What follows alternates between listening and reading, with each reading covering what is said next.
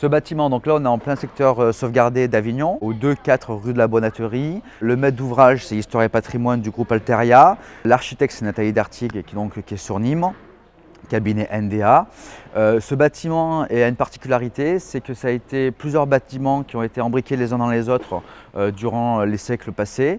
Donc on se retrouve avec une partie du bâtiment qui est inscrite à l'inventaire du monument historique et une autre partie du bâtiment qui ne l'est pas.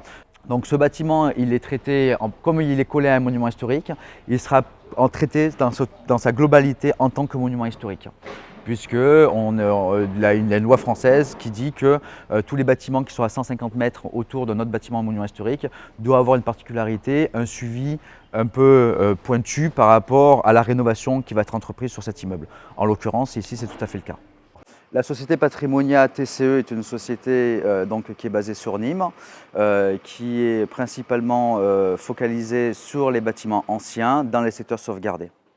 Alors ce bâtiment, on est en secteur sauvegardé, donc terme d'accès compliqué, terme de place compliqué aussi. Donc ce n'est pas un bâtiment, ce ne sont pas des immeubles sur lesquels on va pouvoir envoyer la cavalerie lourde en disant bon on balance 25 bonhommes et le bâtiment va se faire en 6 mois. Non, ce n'est pas possible.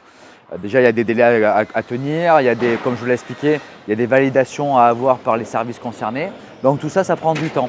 Donc aujourd'hui sur ce bâtiment, on a 11 compagnons, on a 3 tailleurs de pierre, on a 4 charpentiers et le reste c'est maçons et de la main-d'œuvre, de la petite main-d'œuvre pour pouvoir alimenter justement tous ces compagnons qui sont sur les postes de travail à travailler. On a à peu près, en termes de délai, 14 mois pour finir le bâtiment. Donc là, en l'occurrence, c'est un timing qui est serré, vu l'accès, vu les zones de stockage qui sont très serrées. Donc en fait, c'est un planning, une collaboration qu'on doit avoir avec les équipes quotidiennes au fil du rasoir pour tenir le cap. Là, ici, sur cette promotion, sur ce marchand, on a 8 logements qui seront mis en location, donc janvier-février 2022 par Histoire et Patrimoine. Alors, quand on arrive sur des bâtiments anciens comme cela, la première chose que l'on fait, c'est un diagnostic. On fait un diagnostic structurel du bâtiment pour voir un peu où est-ce qu'il va falloir intervenir pour conserver la stabilité structurelle du bâtiment. Ensuite, on va faire un diagnostic d'humidité. Ce diagnostic d'humidité, en fait, il est en étroite collaboration avec le diagnostic structurel, puisque l'humidité a une influence certaine sur la pierre, donc sur la structure du bâtiment dans le futur. Donc ça doit être traité. À savoir aussi que les rénovations antérieures, 1950 à peu près, ils ont employé énormément de ciment. Aujourd'hui, on s'est rendu compte que le ciment était très néfaste pour nos pierres. En association, le ciment plus l'humidité, on se retrouve avec un bâtiment qui est totalement désagrégé par la pierre qui n'a plus de sens structurel. Donc qu'est-ce qu'on va faire? On va décrouter, on va purger ce ciment pour pouvoir relaisser respirer nos façades, nos escaliers, nos pierres structurelles de l'immeuble. Et ensuite, on va intégrer un mur tronique.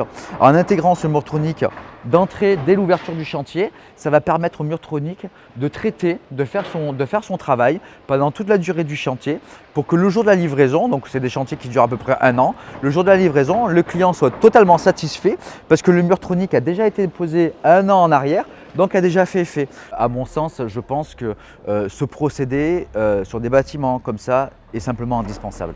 Parce qu'aujourd'hui, on a des normes en tant que bailleur qui sont ce qu'elles sont, mais elles sont quand même relativement soutenues. Donc pour répondre favorablement à ces normes, il y a plein de systèmes, VMC mécanique, plein de systèmes à mettre dans les appartements, mais il faut aussi pouvoir traiter le taux d'humidité. Et pour traiter le taux d'humidité, mur tronique est un très bon procédé, que je conseillerais fortement.